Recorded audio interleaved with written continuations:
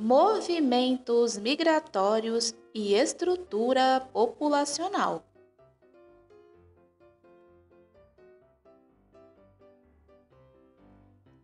A globalização intensificou o deslocamento das pessoas, principalmente em busca de melhores condições de vida, tanto dentro do seu país quanto fora dele.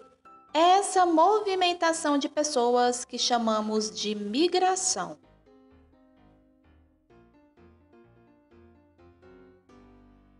Existem dois tipos principais de movimentos migratórios: a migração internacional e a migração interna.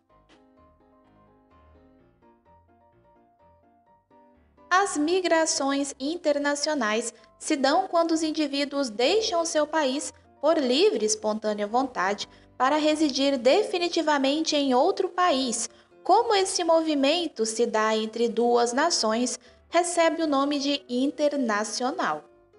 As migrações internas, por sua vez, ocorrem quando as pessoas se mudam, também por vontade própria, para diferentes espaços dentro de um mesmo país. Como esse transporte se dá no interior de uma nação, recebe o nome de interna.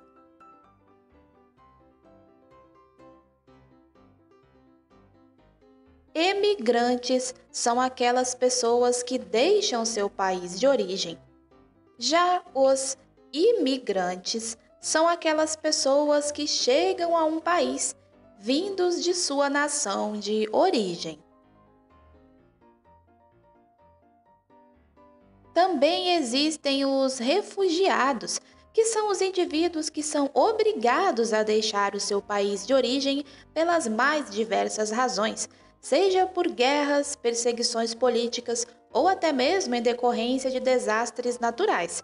O que também ocorre com os chamados deslocados internos, que são forçados a se deslocar dentro de um mesmo país.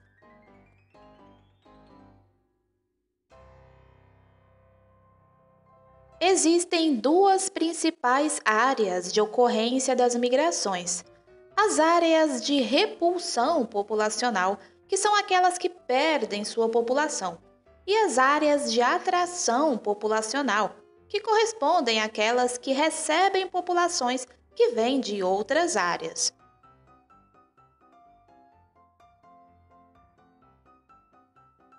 A estrutura populacional consiste na análise de uma localidade, tendo por base a caracterização de sua população em diversos aspectos, dos quais podemos destacar o gênero, a faixa etária e a ocupação profissional.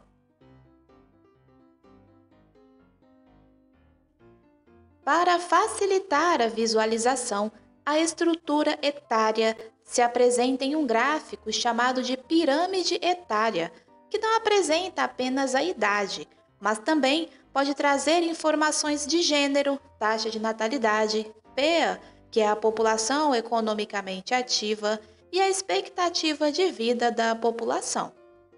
No que tange ao gênero, a pirâmide etária se dispõe com o sexo masculino à esquerda e o sexo feminino à direita. Geralmente os gêneros se equilibram, porém, após a juventude, o número de mulheres tende a ser maior que o número dos homens, o que se explica por uma série de fatores, seja por elas cuidarem mais da saúde ou mesmo pela influência de fatores hormonais.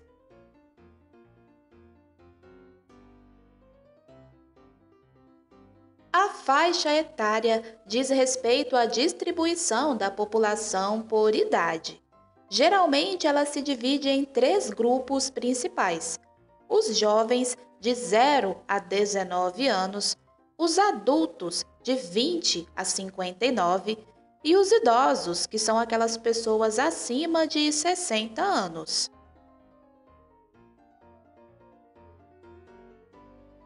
A análise da pirâmide etária nos permite vastas possibilidades de percepção.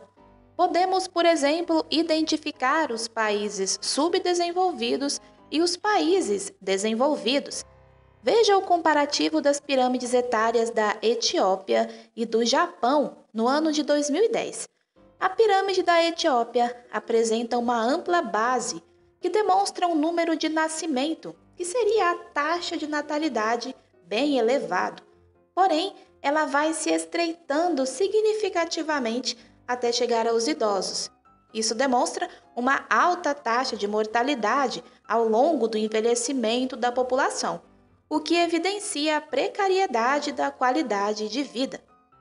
Já no Japão, podemos ver um significativo equilíbrio entre as idades, desde o nascimento até a terceira idade, o que evidencia a elevada qualidade de vida da população japonesa. A estrutura populacional, no aspecto de ocupação profissional, por sua vez, se divide em dois grandes grupos, o PEA e o PEI. PEA é a sigla para a população economicamente ativa, ou seja, compreende todos os adultos que são aptos para ter um vínculo empregatício. Assim, não são apenas as pessoas que trabalham no momento, mas também abrange aqueles que estão em busca de um emprego. Já o PEI, que é a sigla para a população economicamente inativa, compreende aqueles que não estão aptos a ter um vínculo empregatício, tais como os jovens, como as crianças, que ainda não têm idade para trabalhar, e os idosos, que em geral já são aposentados.